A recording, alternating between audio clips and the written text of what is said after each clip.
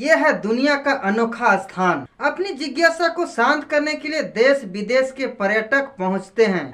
यह कहानी विजयगढ़ स्टेट के राजकुमारी चंद्रकांता और नौगढ़ के राजकुमार बीरेंद्र सिंह के अमर कहानी इसी किले से शुरू होती है। महाभारत काल और ब्रिटिश शासन काल से लेकर अब तक की कहानियों का साक्षी विजयगढ़ हिंदू धर्म की आस्था का केंद्र है। यहाँ गंगा जमुनी तहजीब का प्रमाण मिलता है। चंद्रकांता की असली कहानी क्या है, विजयगढ़ के किले में छिपा रहस्य, आज हम इस वीडियो पर जानेंगे। चंद्रकांता का विजय किला सोनभद्र के रॉबर्ट्सगंज के 25 किलोमीटर दूर पर स्थित है। इस किले के इतिहास को खंगालें तो महाभारत काल से जुड़े कई साक्ष्य मिलते हैं, लेकिन इसे चंद्रकांता के किले के नाम से जाना जाता है। इस किले में रंग महल मौजूद है, जहां विजयगढ़ की राजकुमारी चंद्रकांता का आशियाना है। चंद्रकांता सोनभद्र के महाराज जय सिंह के बहुत बहादुर बेटी थी। रानी के माता का नाम रतन गर्भा था, जो मिर्जापुर के राजकुमार की खास पत्नी थी।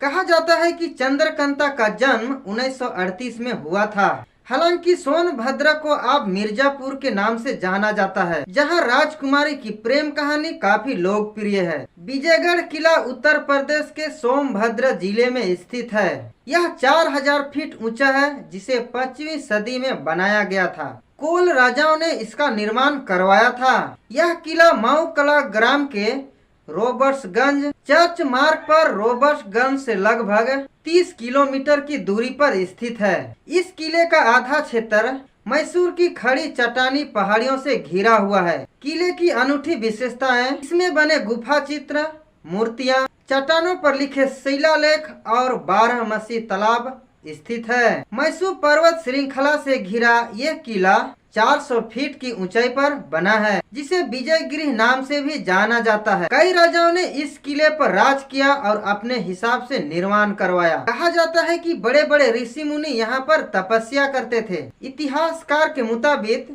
चंद्रगुप्त मौर्य को जब मगध की सेना पर आक्रमण करना था, तो उन्होंने अपनी सेना को यहीं पर रोका था। विजयगढ़ से मगध की दूरी लगभग 280 किलोमीटर दूर स्थित है। विजयगढ़ के किले पर गुप्त वंश, परिहार वंश, मुगल वंश और काशी नरेश चैत सिंह ने राज किया था। किले के अंदर मौजूद एक गुफा नौगढ़ और चुनार तक जाता है। इस गुफाओं के अंदर तिलिस्मी खजाना छुपा हुआ है। लोगों की आस्था से भी इस किले को पहचाना जाता है। यहाँ मौजूद रामसागर तालाब की गहराई का कोई आज तक पता नहीं लगा सका।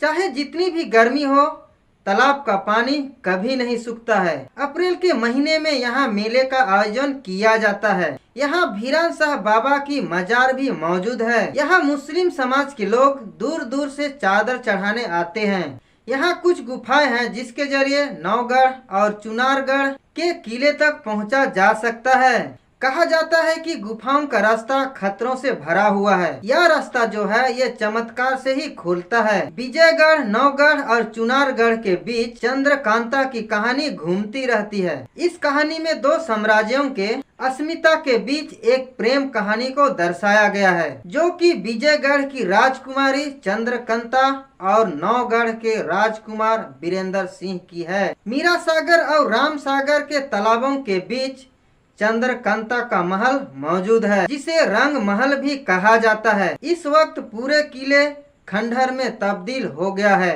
सही देखभाल नहीं होने की वजह से ये ऐतिहासिक विरासत खंडहर में तब्दील हो रहा है। हर साल अप्रैल के महीने में यहाँ मेले का आयोजन किया जाता है। किले के अंदर गणेश भगवान का एक पुराना मंदिर मौजूद है और मुख्य दरवाजा के पास एक मजार भी मौजूद है। कहा जाता है कि महाभारत काल में बनासुर नाम के राजा ने इस किले को बनवाया था। यह किला बनने से पहले यह जगह विजयगिरी के नाम से जाना जाता था। यहाँ साधु महात्मा तपस्या और पूजा पाठ करते थे।